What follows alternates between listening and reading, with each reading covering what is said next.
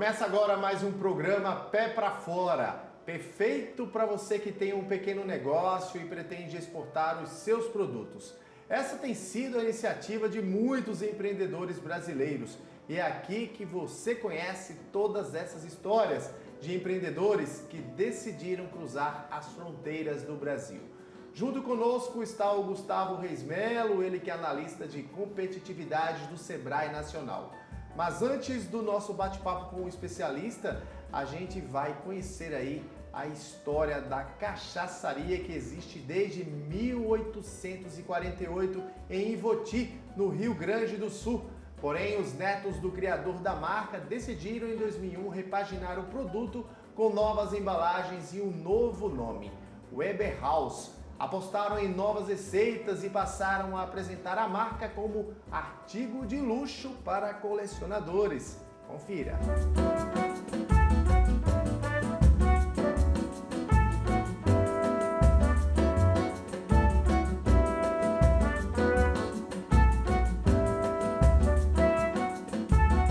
Hoje nós exportamos cachaça, rum, gin e licores e exportamos para 28 países, Estados Unidos, Alemanha, Itália, França, Noruega, Luxemburgo, China, Japão, enfim, mais os outros que completam aí os 28 países. Evandro Luiz Weber, 52 anos, sou diretor da indústria Cachaçaria Weber House. A Cachaçaria Weber House, ela surgiu quando a minha família veio da Alemanha em 1824 e eles são imigrantes aqui no Brasil e eles produziam uma bebida chamada Schnapps lá na Alemanha, produzida através da batata inglesa. Daí vieram para esse local aqui da cidade de Ivoti, no Rio Grande do Sul, e começando a fazer então dessa bebida a bebida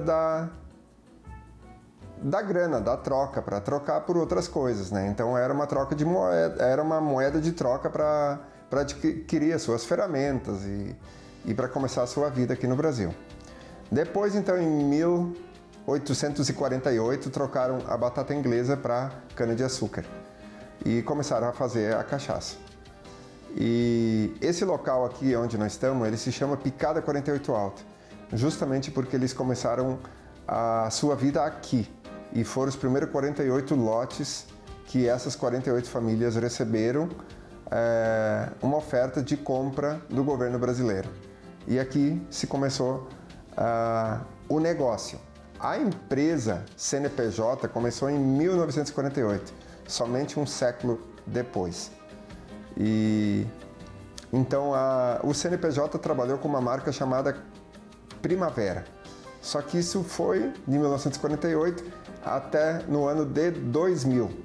No ano de 2000, a família viu que não existia o registro no INPI dessa marca, daí surgiu a marca Weber House, no ano de 2001. Então a marca Weber House surgiu em 2001 e daí ela começou a ir para o mercado. Em 2004 ela começou a sair da sua cidade.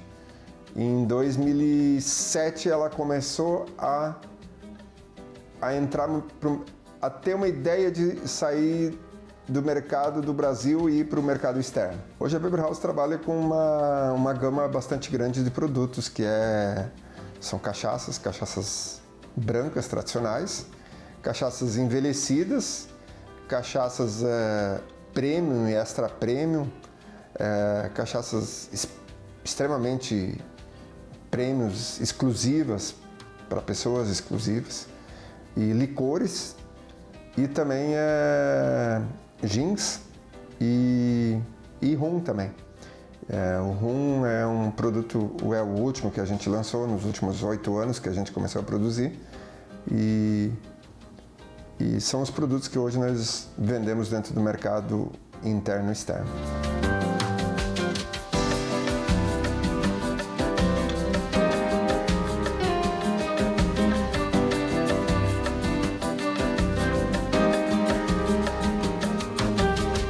Nosso ramo, ele não foi nenhuma escolha, ele foi uma tradição que veio através da imigração, que veio junto com meu bisavô, E o motivo do trabalho que nós fizemos até hoje não foi nenhuma escolha de trabalhar com cachaça ou trabalhar com bebida alcoólica.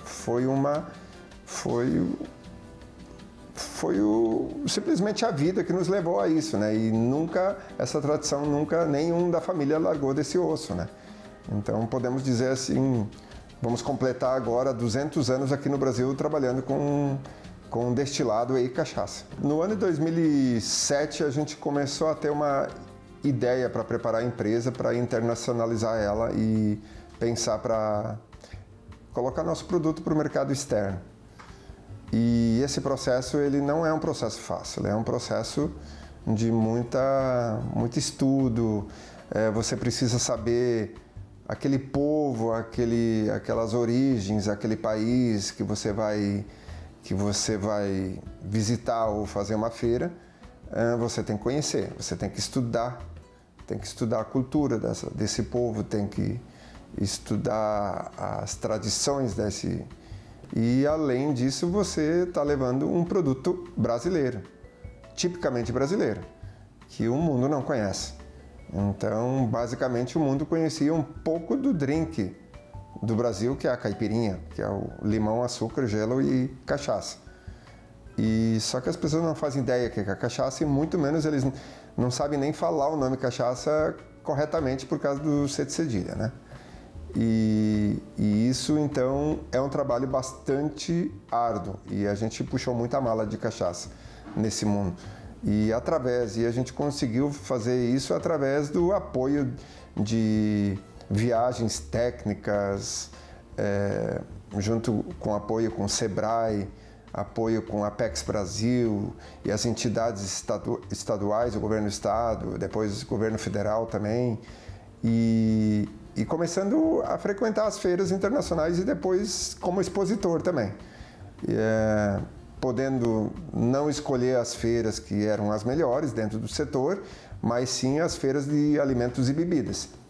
E hoje a gente já consegue fazer as feiras específicas dentro daquilo que é do setor de bebidas, né?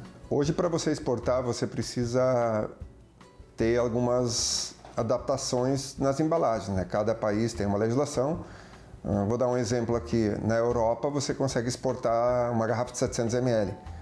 Nos Estados Unidos, você já não consegue exportar a garrafa de 700 ml porque ela está fora do padrão dentro das leis de tamanho de garrafa. Então, rótulo também. Tem alguns países que você tem que colocar os dados no contrarótulo em duas línguas. Canadá, você tem que colocar em inglês e francês.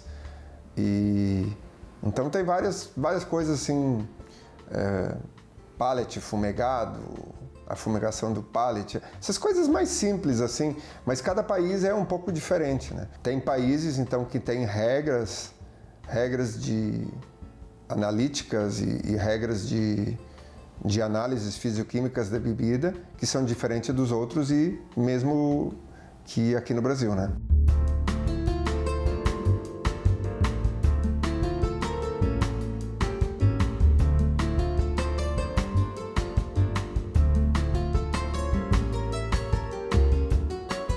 Hoje, para você fazer uma exportação com segurança, você tem que ter algumas certificações.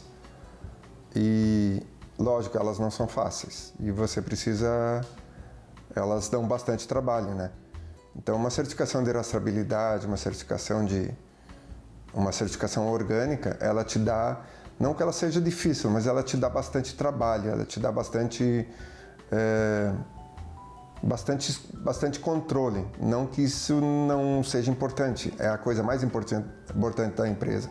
Mas eu quero dizer que isso gera bastante trabalho e envolve muitas pessoas dentro do setor, dentro da empresa.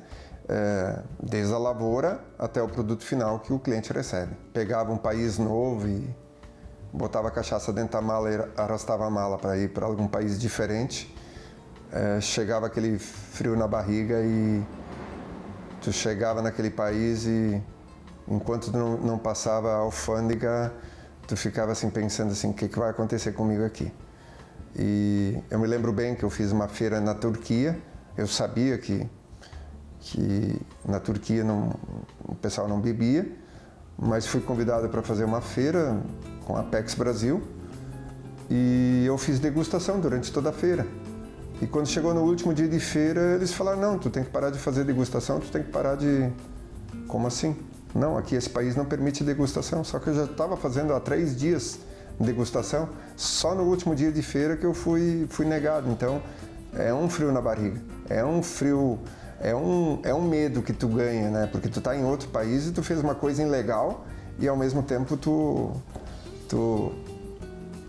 é o medo de ser empresário em outro lugar. E como todo começo de um pequeno empreendedor, não podia faltar do Sebrae, a gente pedia ajuda para o Sebrae, né? Então, essa ajuda é fundamental, desde o desenho do rótulo, desde o comportamento de cursos de vendas, de tudo, imagina.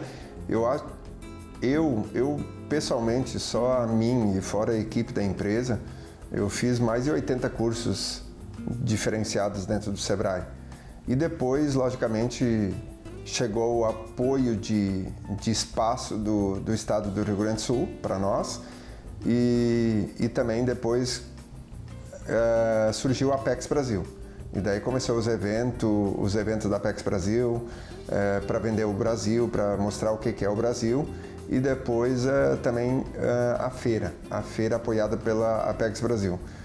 Isso, e também a gente fez muito evento também com participação do projeto orgânico do Brasil, né? Então é uma feira muito grande que acontece dentro da Biofá, que é na Alemanha. Então, a feira de orgânicos a gente sempre estava muito presente também.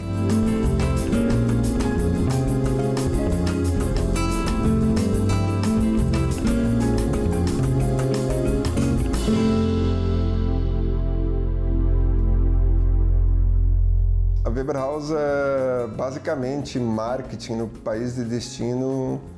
A gente é muito baixo ainda, porque a gente tem o parceiro naquela região e basicamente o marketing ele fica muito com o parceiro a fazer isso, e a gente dá o apoio de material, dá o apoio daquilo que a gente sabe, né? Mas é muito difícil você fazer marketing dentro de um ambiente que você não conhece. E esse ambiente, e não é só ambiente, é as regras e leis daquele ambiente. Então é muito difícil você fazer um marketing em outro país. A Weber House, ela tem um plano de expansão, tanto fabril como também exportação.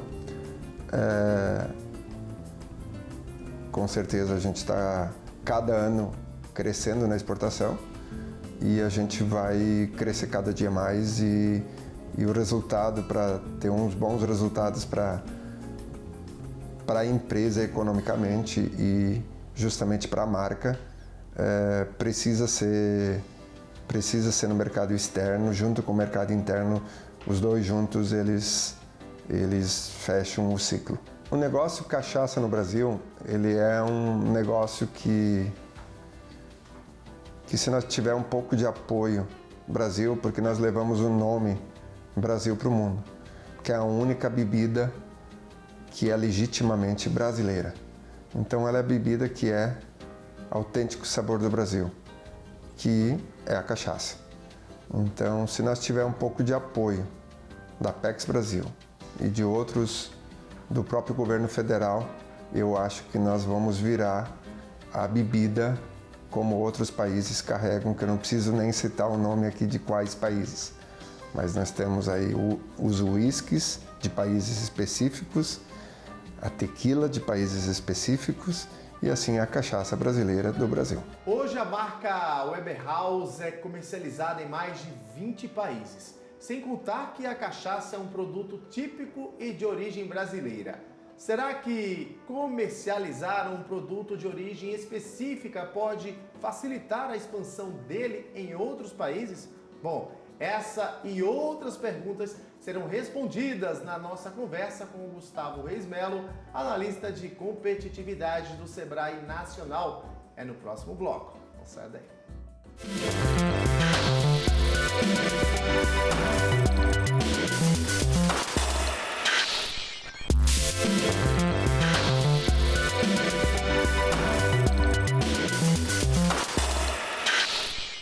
No bloco anterior, nós conhecemos a Weber House, essa cachaçaria que, na verdade, existe desde 1848, mas que teve uma repaginada, alcançando aí clientes em mais de 20 países. E para nos ajudar a entender como a Weber House conseguiu isso com os seus produtos, eu estou aqui com o Gustavo Reis Melo, analista de competitividade do Sebrae Nacional. Gustavo, mais uma vez, seja muito bem-vindo aqui ao canal Empreender, ao nosso programa. Eu que agradeço, Bruno. Sempre bom estar aqui, né? E como sempre, né, falar de produtos tipicamente brasileiros, né, mercado internacional, cara, é uma delícia falar sobre isso. E a gente sabe, né, Gustavo, que o brasileiro, o empreendedor brasileiro, ele tem cada vez mais se tornado, digamos assim, figurinha conhecida lá fora, né? Sim. Recentemente a gente lançou, né, uma pesquisa junto com a Secretaria de Comércio Exterior do Ministério. A gente vê a evolução dos pequenos negócios no comércio internacional. Hoje estamos em torno aí de 11 mil pequenos negócios lá fora. E a Weber é uma delas, né, com um produto tipicamente nacional, cachaça, um diferencial territorial, porque é só o Brasil que produz, com indicação geográfica, cachaça, né? Apesar de ter outros países que produzem cana, né, mas viram outras bebidas. O Brasil é o único detentor dessa marca cachaça. Então é um produto que já vai com carimbo Brasil, né, e sempre alcançando, facilitando essa entrada no comércio internacional. E para quem quer apostar aí, Gustavo, empreender nas bebidas destiladas, qual é o caminho a seguir? Como encarar essa exportação? A gente pegando o caso, né, da Weber House, por exemplo. Então você tem ali uma geração que pegou um negócio e deu essa repaginada, entendendo que esse consumidor tem ele entendeu a bebida de outra maneira. Então ele começa a ter um nível diferente de contato com esse consumidor. O importante da bebida alcoólica é entender como é que ele é consumido lá fora, né? Vai depender do tamanho do vasilhame, né? O Brasil, por exemplo, tem a característica de ter garrafas de 1 litro. Dependendo do destino da exportação, vão ser vasilhames de 500, 700. Então essa adaptação é importante, entender como é que é esse mercado consumidor. A própria rotulagem, né, explicar o que é cachaça, né, trazer a informação, né, a pronúncia de repente, né, isso faz parte dessa estratégia de alcançar esse mercado internacional. A própria formação de preço. Né, entender que no Brasil a gente tem uma prática de preço, né, para alcançar esse consumidor, e lá fora, dependendo onde for parar, né, como a própria Weber, que começou também a entrar no nicho de presente, né, você olha a garrafa, olha a embalagem, ela, cara, é um produto lindo. Né, então isso também são adaptações que esse empresário vai ter que pensar na hora que ele quer alcançar aquele mercado. E cada mercado tem um pouco da característica, né, independente de embalagem e algumas barreiras técnicas, teor, alcoólico, tem países que a bebida não entra. Então essa parte de inteligência de mercado é essencial para que o empresário consiga alçar, né, e alcançar esse mercado internacional. Não é nem tanto questões burocráticas, né, Gustavo, digamos assim, né? Mas é o empreendedor ele se atentar ao que diz as regras, as leis daquele determinado país, né? Exatamente. Ele vai ter um registro, né? Para você produzir cachaça e comercializar no Brasil, por exemplo, você tem que ter um registro no mapa. Então, você está regularizado. Né? E depois dessas regulamentações no exterior. Né? Então, quando a gente olha o case da Weber, então ele acessa o mercado alemão, o mercado sueco. Provavelmente ele tem algumas características desse mercado que ele vai ter que se atentar. Né? A vantagem, de repente, da União Europeia é porque as regras são muito padronizadas entre eles.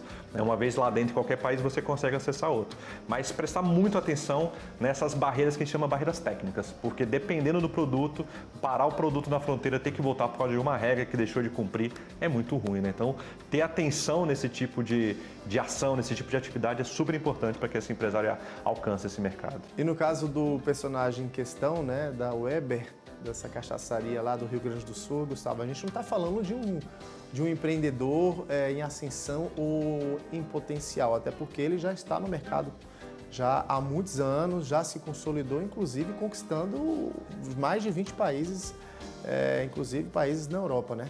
E esse ponto que você traz é interessante, porque é isso, né? É uma cachaça centenária, porém se reinventando o tempo inteiro, né? Se você olhar a evolução, né, da rotulagem, das garrafas, né, de como está um produto hoje, novos produtos que a Weber ainda vem produzindo, é isso, é uma adaptação, né, uma evolução da marca para cada vez mais chegar em mais consumidores, né? Eles não pararam, né, nenhum momento ali no tempo, está o tempo inteiro evoluindo. Então essa é uma estratégia que é interessante, essas adaptações do mercado, né, e tá de olho do que são tendências, né? Hoje a cachaça ela acaba sendo muito vinculada à caipirinha, né, a vinculação de drinks, né? Então como é que você chega nesse consumidor, ensina a tomar esse produto que é tipicamente nacional, com sabores, com cores, né? Os barris são feitos de madeiras, algumas madeiras nacionais, outras são madeiras importadas. Então isso tudo faz parte dessa história, né, que esse produto vai contar para o consumidor. Ou seja, estar atento às novas tendências do mercado também é possível e uma das recomendações, né, Gustavo, para que os clientes também de bebidas destiladas, eles não fiquem para trás, digamos assim, né? Exatamente, né? Olhar, né, esse perfil do consumidor, né? Então, hoje você tem bebidas que estão passando por transformações, saindo de garrafa, indo para lata, tentando pegar aquele pessoal que vai para uma noite, né, e de repente quer consumir.